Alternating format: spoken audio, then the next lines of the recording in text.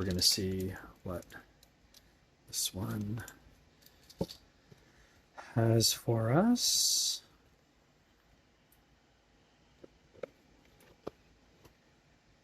All right, so the packaging seems pretty good.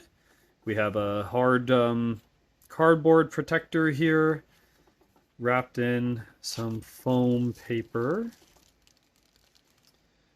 Go ahead and show the contents here. We have some warnings and concerns and all on the bottom side, made in China.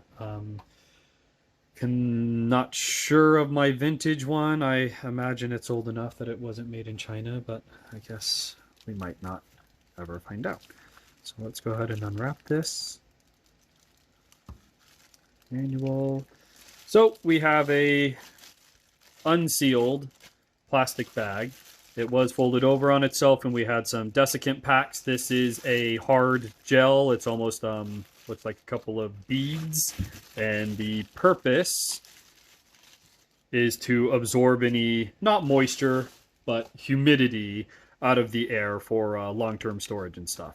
My understanding is at least some of them, if not all of them. This runs a mineral clay, so I'm not sure. But I believe I have a small collection of those that I've opened up, and I put them inside of a sock.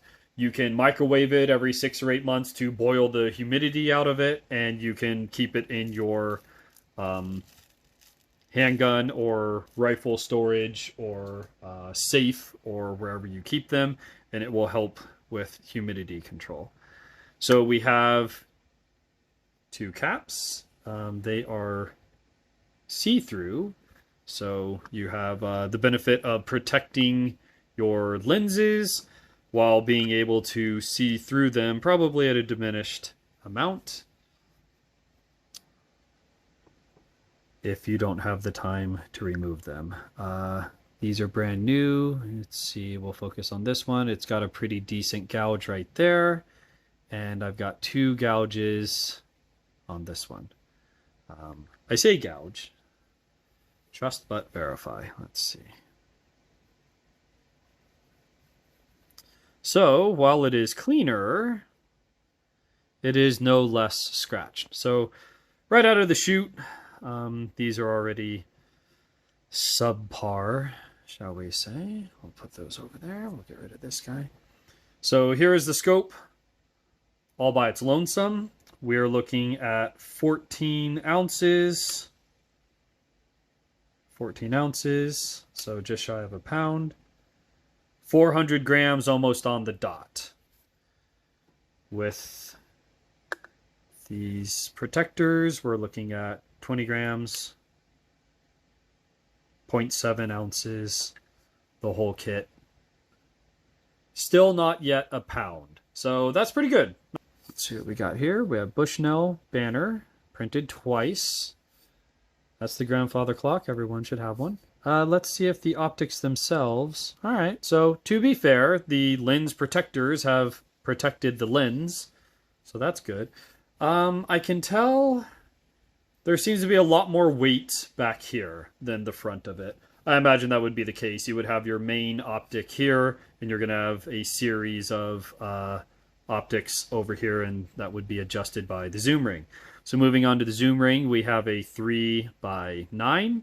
So for those of you not in the know, 3x9 is your magnification. When I look through it at its lowest power setting, things will look 3 times bigger than the unaided human eye. That is a cuckoo clock. Everyone should have one. Or it will look 3 times closer, whichever way you'd like to think about that. And you have a infinite variable between 3 and 9 magnification, so I can set it at 7.384 times zoom or whatever you want it to be. This zoom ring is rather stiff. We have a hard stop there. We have a hard stop there. It essentially lines up. The 9's a little bit more to the left. On the 3, it's a little bit more to the right. There's a little bit of drag. And I can just barely hear the internals dragging or the internal sliding as I'm moving that. So honestly, not too terrible on that, I don't think. we have 0 rattle. Seems put together well enough. Let's see if we have any, that seems to be oil of some kind. I don't really see any scratches or tooling marks or anything like that, so that's good. And of course, if I look through, very nice. So I have no objective way of referencing it, but you have your, I believe it's a duplex reticule. You're going to have 4 rather thick wires leading to a center that's going to be maybe half the width of the rest of the reticule. And that will allow you to, with the larger reticules, quickly, grossly line up your target, and then you'll be able to do a little bit more precision stuff by not having the thicker wire lines obscuring your target as you're trying to line it up.